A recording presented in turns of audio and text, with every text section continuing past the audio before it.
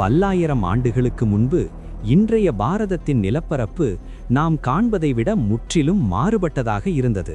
சுமார் 10,000 ஆண்டுகளுக்கு முன்பு பனியுகத்தின் ஐசேஜின் இறுதிக்கட்டத்தில் பனிப்பாறைகள் உருகத் தொடங்கிய போது ஏற்பட்ட கடல்மட்ட உயர்வு நமது இதிகாசங்களில் கூறப்படும் பல மாபெரும் நகரங்களை நீருக்கு அடியில் கொண்டு சென்றது. இந்த மகா மாற்றங்களை இதிகாச குறிப்புகள் மற்றும் நவீன கடல்சார் அறிவியலின் பின்னணியில் இங்கே அலசுவோம். இராவணனின் லங்கா என்பது இன்றைய இலங்கை தீவு என்று பலரும் கருதுகின்றனர். ஆனால் இதிகாசங்கள் மற்றும் பண்டைய வானியல் நூல்களான சூரிய சித்தாந்தம் மற்றும் ஆரியப்பட்டியம் ஆகியவை லங்காபுரியை சரியாக நிலநடுக்கோட்டில் இருந்ததாக குறிக்கின்றன. இன்றைய இலங்கை நிலநடுக்கோட்டிற்கு வடக்கே சுமார் 700 கிலோமீட்டர் தள்ளி உள்ளது. நவீன கடலடி வரைபடங்களை ஆராய்ந்தால் இந்தியாவிற்கு நேர் தெற்கே மாலத்தீவு தொடங்கி சாகோஸ் பீடபூமி வரை சுமார் 2500 கிலோமீட்டர் நீளத்திற்கு ஒரு பிரம்மாண்டமான கடலடி மலைத்தொடர் சாகோஸ் லாக்கடைவ் ரிட்ஜ் இருப்பதை அறியலாம். பனியுகத்தில் கடல் மட்டம் 120 மீட்டர் குறைவாக இருந்தபோது இந்த பீடபூமியே இராவணனின் பேரரசாக இருந்திருக்க வேண்டும். இங்குள்ள 3 முக்கிய மலைச்சிகரங்களே இராமாயணம் குறிப்பிடும் திரிகூடமலை ஆகும். இங்கிருந்து தனுஷ்கோடிக்கான தூரம் சுமார் 1200 கிலோமீட்டர் 100 யோசனை. இதுவே அனுமன் கடந்த தூரம் என்பது அறிவியல் பூர்வமாக பொருந்துகிறது. இன்றைய தனுஷ்கோடி இருக்கும் இடமும் முன்பு தனுஷ்கோடி இருந்த இடமும் வேறு.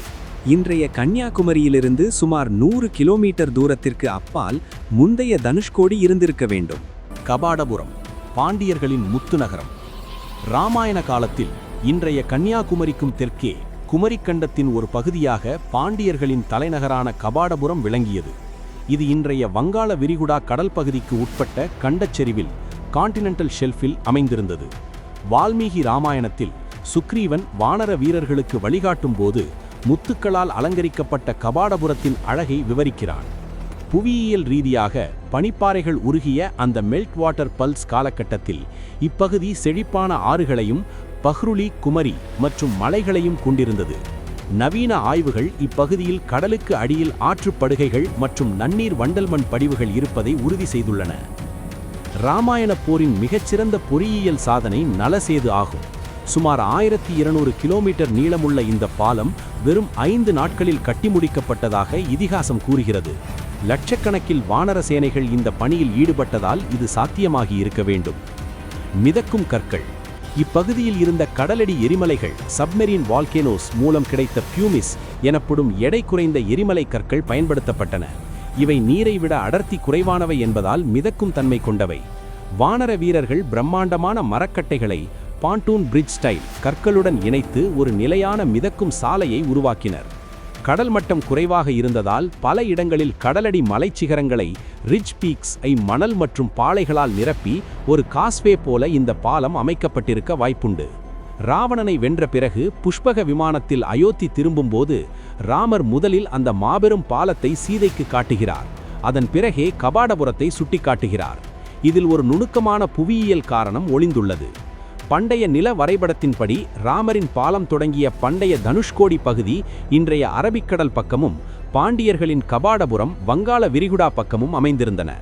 இவ்விரு பகுதிகளுக்கும் இடையில் அடர்ந்த காடுகளும் உயர்ந்த மலைத்தொடர்களும் தடையாக இருந்திருக்கலாம்.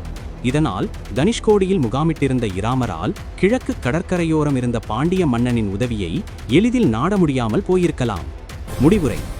இராமாயணத்தில் சொல்லப்படும் வான்வெளி வர்ணனைகள் மேகங்களின் நிழல் மற்றும் பூமியின் வளைவு கர்வேச்சர் குறித்த குறிப்புகள் யாவும் அது வெறும் கற்பனையல்ல, ஒரு வான்வழி பயணத்தின் நேரடி பதிவு என்பதை காட்டுகின்றன. இன்று கடலுக்கு அடியில் உறங்கும் கபாடபுரமும் இராவணனின் லங்காவும் விரிவான ஆய்வுகளுக்கு உட்படுத்தப்பட்டால் பாரதத்தின் உண்மையான தொன்மை உலகிற்கு தெரியவரும். AI உதவியுடன் தொகுத்து வழங்குவது சுவாமி வித்யானந்தா, கன்னியாகுமரி.